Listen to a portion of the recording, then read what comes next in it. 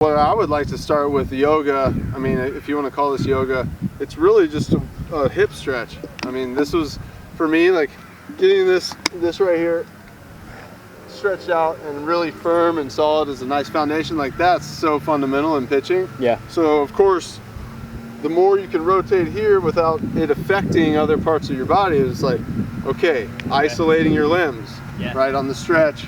Or on the throw, right? Yeah. You don't move your other limbs. Everything kind of needs to work independently. Yoga is a wonderful way to give yourself sort of mind-body control, like understanding where's what, or excuse me, what's where. Getting into, you know, you talk about a pitcher having it one day, he doesn't have command of his pitches, like he doesn't have, you know, he can't spot it or whatever. I feel like that has so much to do with just what your body's doing. No, well, that's all it is. Yeah, I mean, it's, you don't really think about when you actually let go of the ball. Yeah. Right, and when you're at the point where we were at playing, it's like, if you're messing up, it's something in your timing, it's your balance, it's other things, it's something physical that's going on. I mean, at that point, having that, I guess, if you want to call it a yoga mentality, or at least just having kind of that intuition to know, okay, well, what I'm doing, like I can tell that I'm pulling my shoulder open too soon, or there's 1,000 other things that could go wrong. Yeah. To have that, you know, that listening. Mental, mentality. Yeah, introspective, basically listening to yourself. Fix those problems. Yeah, so like to start out, I usually I learned this in a place in Atlanta. This guy did just, all it was like strength yoga. And he had the same routine, and he just crushed it out 1 hour a day, and I loved it. There were so many good exercises that I learned there that were just like fundamental. So I just started doing that, and I do it with my lessons here. It's like before I get, you know, we'll do some dynamic stuff, get the blood going, but then we do stretching for a purpose. Would you say this is for pitchers specifically, or for everybody? No, hitters for sure. I mean, it's all rotation. I mean, everything, hitting and pitching are really similar, right? This is the hitter. Yeah. He's cocking and he hits, right? And then the pitcher is cocking and he throws. So there's almost equal value for either. I think so. I mean, that's my personal opinion for sure.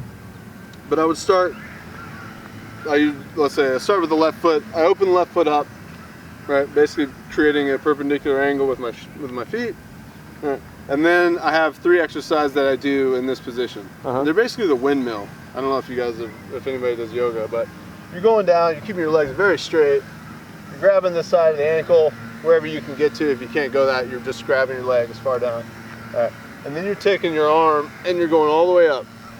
All right. And you're really reaching towards the sky. And the most important part is not just to sit there and like get to the point. The part is to really go, right? Breathe in.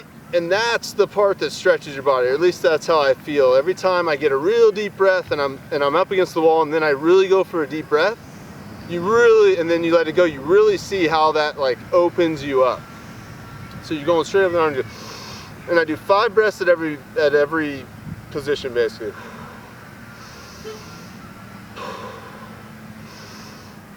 And then every breath, you're really pushing up towards the sky, not back, but up. And then down. Staying in that position, I take my 2 hands. If you can get to the floor, great. The key is to really keep those legs straight. Sometimes, I mean, usually I'll just grab my ankle and I'll try to put my chest right on my knee. And you really just kind of try to keep your hips really firm and solid. And you got to rotate your upper body without moving with your left leg. And so you pull, and don't be afraid to use your hands too to grab your leg and pull yourself down too.